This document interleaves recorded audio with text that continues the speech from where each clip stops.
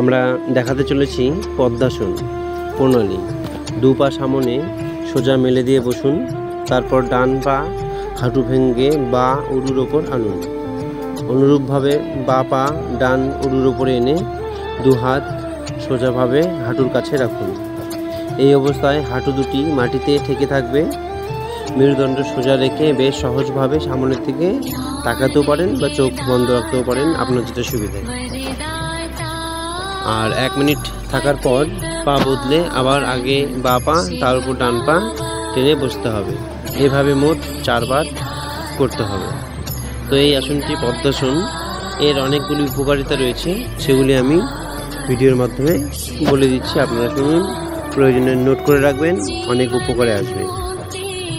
পদ্মাসন নিয়মিত অভ্যাসে মানসিক একাগ্রতা, ধৈর্য, স্মৃতিশক্তি বৃদ্ধি পায়, স্নায়বিক উত্তেজনা অর্থাৎ নার্ভাস টেনশন প্রশমিত হয় ও দৈহিক ক্লান্তি দূর হয়। হৃৎপিণ্ড ও ফুসফুস কিছুটা বিশ্রাম পায়। নিয়মিত পদ্মাসন অভ্যাস দীর্ঘ জীবন লাভে সহায়ক। মেরুদণ্ড সরল হয়, কুঁজো ভাব দূর হয়। হাঁটু ও পায়ের পাদ্য সন্ধি অর্থাৎ অ্যাঙ্কেল যে জয়েন্ট, স্নায়ুপেশি সবল করে, বাত ভালো হয়। আর যেসব কাজে অধিক মনোসংযোগ প্রয়োজন, শুরুর আগে কিছুক্ষণ পদ্মাসন অভ্যাস করলে ভালো ফল পাওয়া যায়।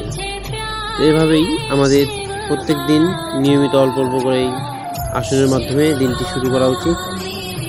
আর আসন শুরু করার আগে নিজের প্রয়োজন মতো আসন বেছে নেওয়ার সুবিধার জন্য জানতে হবে, শিখতে হবে এবং সেটাকে নিয়মিত করতে হবে।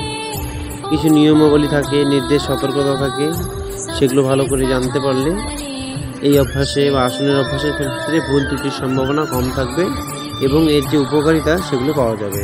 তাহলে আমি আরেকবার নোটন দিচ্ছি পদ্মাসন।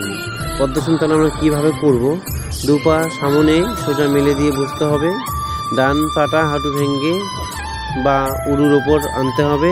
অনুরূপভাবে বা পা ডান পা উরুর ওপরে এনে 2 হাত দুটো সোজা করে দিতে হবে। এই অবস্থায় হাঁটু দুটিকে মাটিতে ঠেকে থাকবে। মেরুদণ্ড সোজা রেখে বেশ সহজভাবে সামনের দিকে আমরা তাকাতে পারি বা চোখ বন্ধ রাখতে পারি।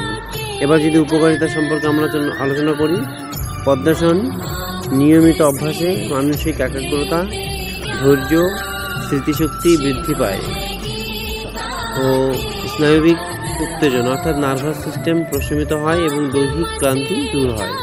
হৃৎপিণ্ড ও ফুসফুস বিশ্রাম পায়। এই আসন অভ্যাস দীর্ঘায়ু লাভের সহায়ক। মেরুদণ্ড সরল হয়, কুঁজো ভার হয়।